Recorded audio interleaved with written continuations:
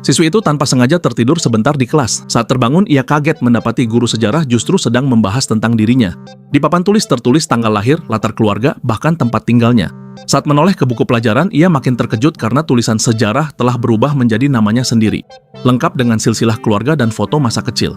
Guru kemudian menunjukkan sebuah gambar dan bertanya, siapa orang itu? Saat ia kebingungan, ada seorang murid yang berdiri dan menyebutkan hal yang membuatnya semakin malu. Ketika kembali membuka buku, ternyata semua orang yang pernah ia sukai sejak kecil sudah tercatat di dalamnya. Rasa cemas pun makin menjadi-jadi hingga bel sekolah akhirnya berbunyi. Ia lalu bertanya pada temannya apakah ini hanya sebuah lelucon, tapi jawaban yang didapat justru membuatnya makin ragu pada dirinya sendiri. Tiba-tiba, seorang murid yang ia kagumi tanpa sengaja menabraknya.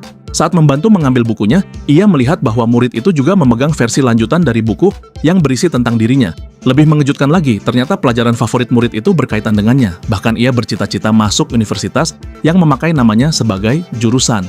Hatinya pun berbunga-bunga. Saat berjalan di taman, murid itu bahkan menunjukkan sebuah tugu batu yang katanya didirikan untuk mengenang kejadian masa kecilnya. Walau terdengar aneh, ia merasa bahagia karena orang yang disukainya memperhatikan hal-hal kecil tentang dirinya.